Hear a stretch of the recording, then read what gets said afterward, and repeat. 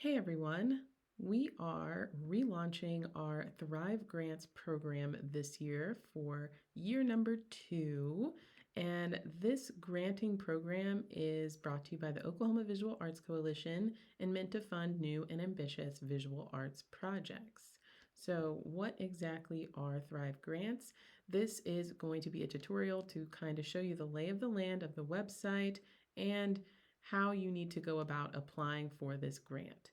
So the applications are currently open, and when you visit the website, this is going to be the home page. Scroll down and learn about the Andy Warhol Foundation for the Visual Arts. This is how we are able to bring this program to Oklahoma and make creative capital here and grow the creative landscape. And if you're scrolling down on page 1, you also see we have an info session available this year on May 5th, and you can register for that now.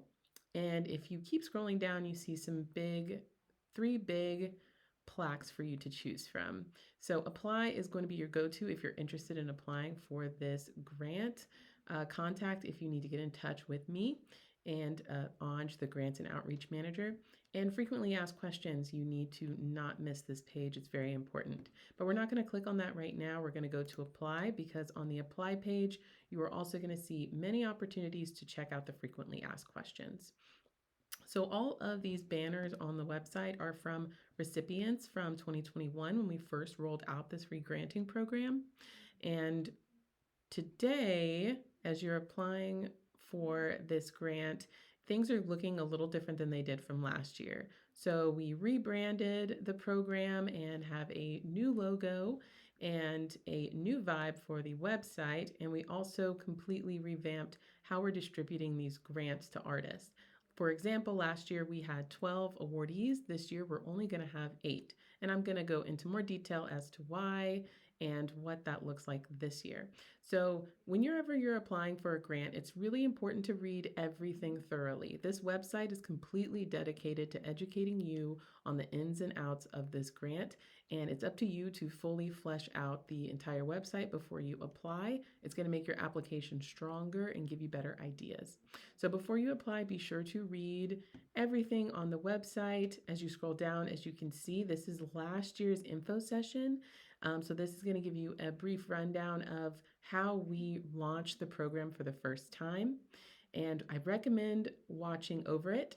But we also have an info session for this year detailing all the changes we're making to this program. So 2022 info session is going to be May 5th, and you can register for that now. And as you scroll down, this is a really important page. This is the requirements page. So on the requirements page, we're going to break down everything you need to be to apply for this grant. And we even detail some things that you cannot be. And if you can see on the left side, we also want to provide you with many resources before you apply. So we do ask for a detailed budget for this grant, and you can download the budget template here or build your own. Once again, an opportunity to check out the frequently asked questions.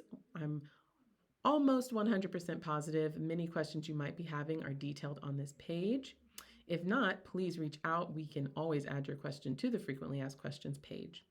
An application tutorial, which is what I'm recording right now, and that's going to be available here.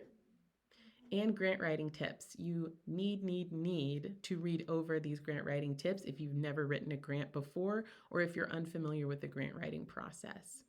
Now, here is our timeline, something to not miss. If you're applying for this grant, you want to be fully aware of the timeline because there are some timeline requirements if you are a recipient of this award. I won't go into detail, but that information is on the apply page.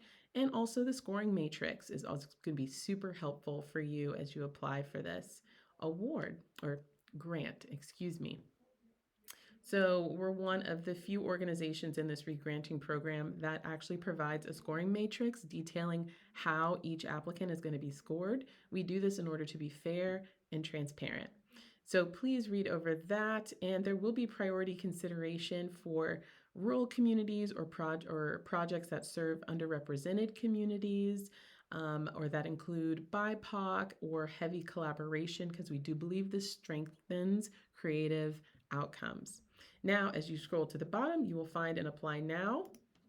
And once you hit apply now, that's going to take you to the Submittable platform, which is where we host the majority of our application forms. So as you can see, the deadline for this grant is June 1st. And once again, we give you a good rundown of everything that you need to know before applying.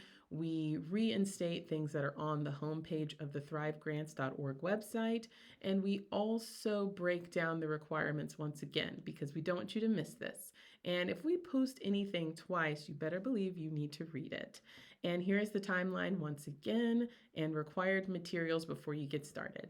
So sometimes it can be a little intimidated to apply for things like this and you don't know where to get started. Well, we break down what you need before you even get started so you can start preparing these things on your own time, come back here and have everything ready to submit.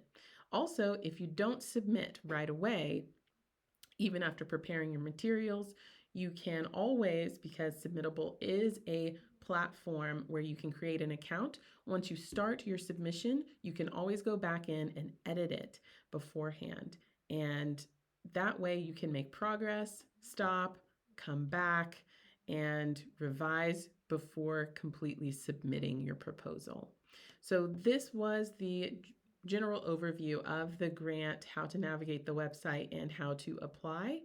And once you have an account, then you will be taken to Submittables page to apply for the grant, which is where you are going to see all the information about this required application materials, questions about your contact information, what kind of grant you're wanting to receive, a summary of your project, how your project is going to engage audiences and communities, what your desired outcome is, and why it's important for you to receive funding at this time.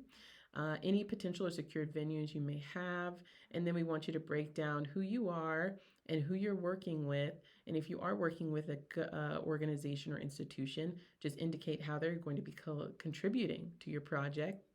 We also want your resume, CV file, your artist statement as the lead applicant, and a detailed, balanced budget and timeline. And then we also require supplemental materials, so images of your work or any relevant imagery from collaborators, and any video URL. Please, if you submit videos, indicate up to 3 minutes worth of film and video. Committees typically don't spend more than 3 minutes reviewing video content, so highlight what portions of the video content you want watched and or edit your clips down to stay within that 3-minute time frame. And sketches and concept drawings are completely optional, but it always helps if you have a complicated proposal to detail that in a sketch. Visuals can tend to help the committee visualize your project, goal, and ambitions. So there you go. Here is a little walkthrough. And if you have any questions, please direct them to the Grants and Outreach Manager, Anj Braggs. That's me. The number is 405-879-2400. I'm extension 6. And you can email me at anj, AUNJ, @ovac-ok.org.